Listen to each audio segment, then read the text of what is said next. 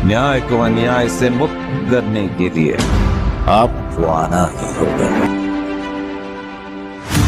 The Messiah is the Savior. He will come and fix all our problems. मसीह आने वाला है।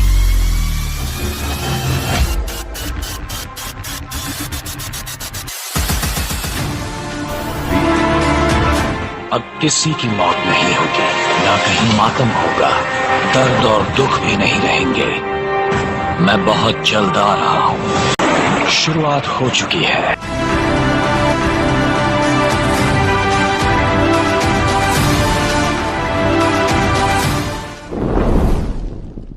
इंसान हजारों साल से जुल्म की चक्की में पिस रहा है।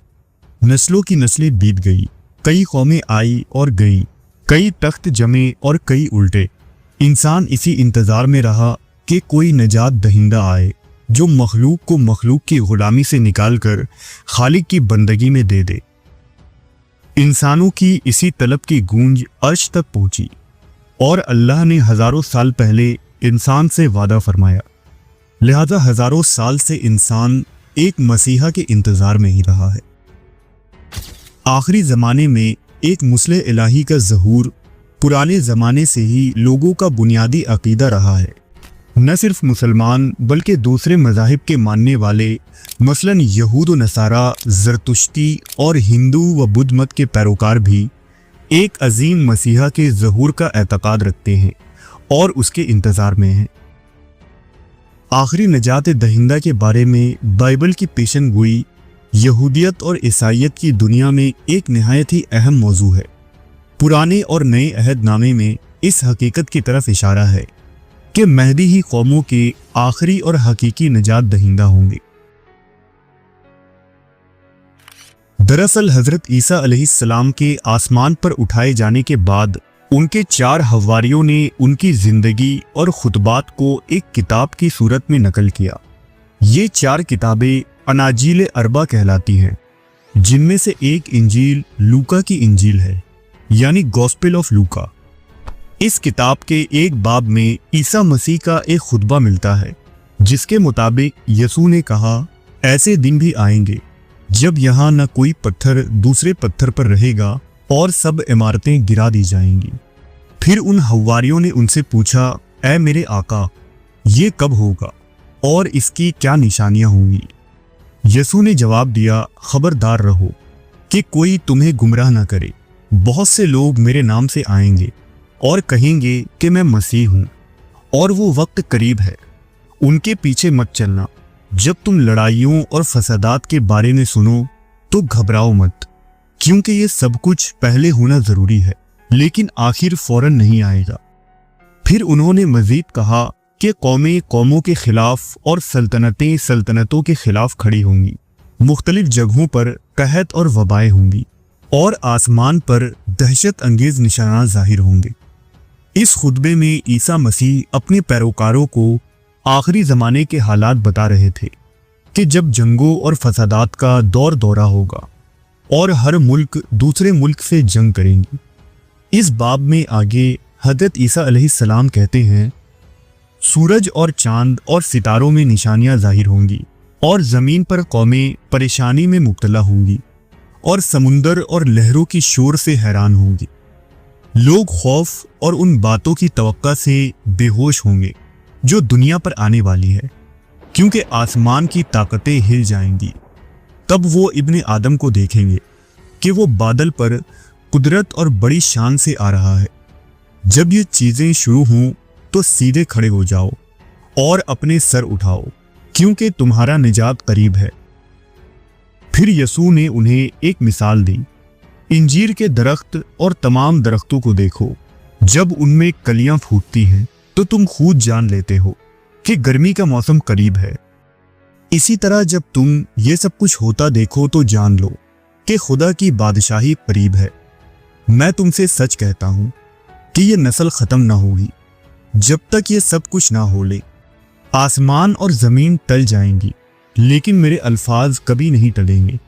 अपने दिलों पर निगाह रखो कि वो नशे, बदकारी और ज़िंदगी की फ़िक्रों से बोझल ना हो और वो दिन अचानक तुम पर ना आन पड़े, کیونکہ وہ دن سب زمین پر رہنے والوں کے لیے جال کی طرح آئے گا۔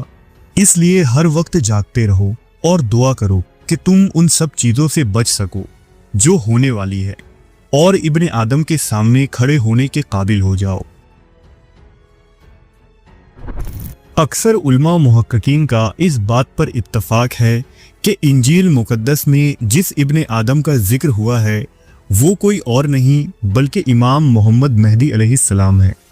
بائبل اور توریت کی آیتوں میں امام مہدی علیہ السلام کے آنے کی پیشن گوئیاں اس بات کی گواہی دیتی ہے کہ وہ ایک عظیم بادشاہ بن کر دنیا میں آ کر ظلم و فساد کا خاتمہ کریں گے۔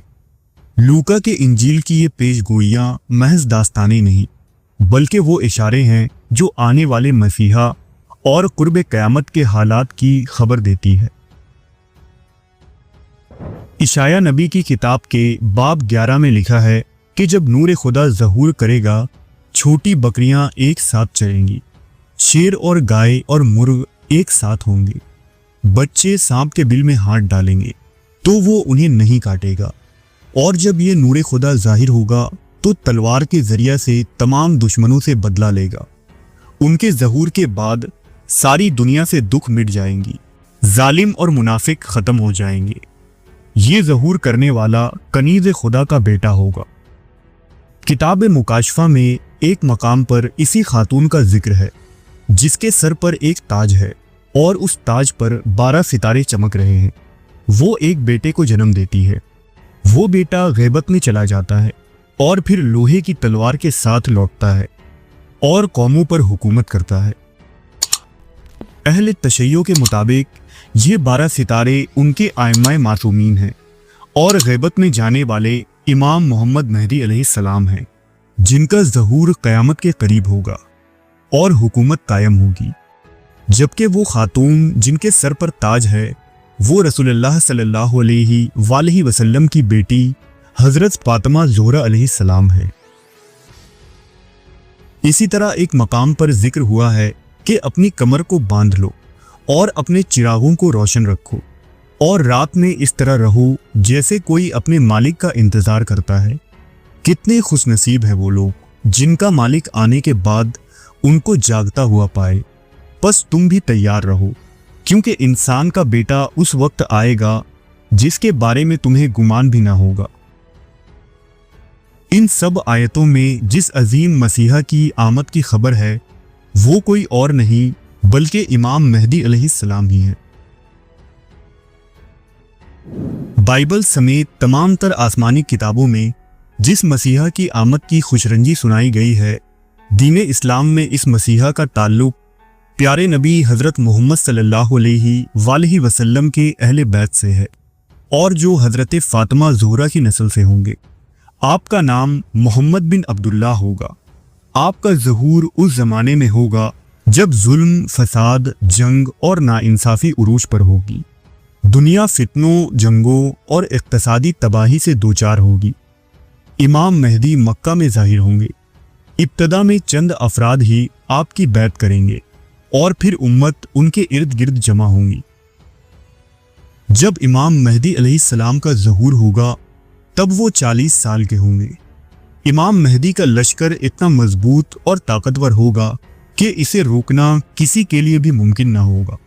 وہ جہاں بھی جائیں گے فتح ان کی مقدر ہوگی اور پوری دنیا پر اسلام کا پرچم لہرایا جائے گا۔ ظہور کے بعد آپ شام کے مسجد میں نماز کی امامت کے لیے کھڑے ہوں گے۔ اس وقت حضرت عیسیٰ علیہ السلام دمشق کے مشرقی مینار پر 2 فرشتوں کے کندھوں پر ہاتھ رکھے اتریں گے۔ جب وہ اپنے سر کو جھکائیں گے تو ان سے پانی کے قطرے ٹپکیں گے۔ امام مہدی حضرت عیسیٰ علیہ السلام کو دیکھیں گے تو کہیں گے کہ آگے تشریف لائیں اور آپ امامت کریں، لیکن حضرت عیسیٰ فرمائیں گے کہ یہ نماز آپ کی اقتدا کے لیے قائم ہوئی ہے اور آپ ہی ہمارے امام اور امیر ہیں۔ پھر حضرت عیسیٰ امام مہدی کے پیچھے نماز پڑھیں گے اور یہ بات ثابت کریں گے کہ آج وہ محمد صلی اللہ علیہ وسلم کی امتی کی حیثیت سے اس زمین پر اترے ہیں۔ پھر حضرت عیسیٰ امام مہدی کے ساتھ مل کر دجال کے خلاف خروج کریں گے اور اپنے ہاتھوں سے دجال کو قتل کریں گے۔ امام مہدی علیہ السلام اس دنیا کو انصاف سے بھر دیں گے، دنیا سے ظلم و زیادتی اور ناانصافی کا خاتمہ ہو جائے گا۔ اس دور میں لوگوں کو اتنی خوشحالی ملے گی کہ صدقہ لینے والا کوئی نہ ہوگا، مال و دولت کی بھرمار ہوگی۔ لہذا حضرت ابو سعید خدری رضی اللہ تعالیٰ عنہ نے بیان کیا کہ رسول اللہ صلی اللہ علیہ وسلم نے فرمایا، میرے اہل بیت میں سے ایک شخص ظاہر ہوں گے جو میری سنت کی بات کریں گے، اللہ رب العزت ان کے لیے آسمان سے بارش برسائیں گے اور زمین ان کے لیے اپنی برکات نکال دے گی۔ زمین ان کے ذریعہ عدل و انصاف سے بھر دی جائے گی، جس طرح پہلے وہ ظلم و ستم سے بھری ہوگی۔ وہ اس امت پر 7 سال تک حکومت کریں گے، جبکہ ایک روایت میں 20 سال کا ذکر ہوا ہے۔ ان کا چہرہ ستارے کی طرح چمکدار ہوگا۔ وہ زمین سے خزانوں کو نکالیں گے اور مشرکین کے شہروں کو فتح کریں گے۔ آج دکھ، درد، مسائل و مشکلات سے گھرا انسان ایک مسیحا کے انتظار میں ہے، جو شاید دنیا میں پھیلے غیر منصفانہ تقسیم، غربت اور جنگ و جدل کو ختم کرنے والا اور نا امید دلوں کا قرار بن کر اس زمین پر پیدا ہوگا، اور ان بے چین دلوں کو اپنے مسیحا میں ہی اپنے خواب کی تعبیر نظر آتی ہے۔ بلا شبہ ہم مسلمان منتظر امام مہدی ہیں، جو اس زمین کے تمام تر مسائل کا آخری حل ہے اور جو حق کو باطل سے الگ کرنے والے بن کر آئیں گے۔ خواہ ہندو مت کے پیروکار اسے کل کی اوتار کہیں، خواہ بدھ مت کے پیروکار اسے میتھلیا کہیں، یا زرتشتی اسے شوشیانت کہیں، یا یہود و نصارہ اسے مسیح کہیں، اس آنے والے کا تذکرہ ہر مذہب و ملت میں موجود ہے اور واضح طور پر کھول کر بیان کر دیا گیا ہے۔ وہ آنے والا مسیحا ایک ہی ہے، جسے مختلف ادیان کے لوگ مختلف نام سے جانتے ہیں۔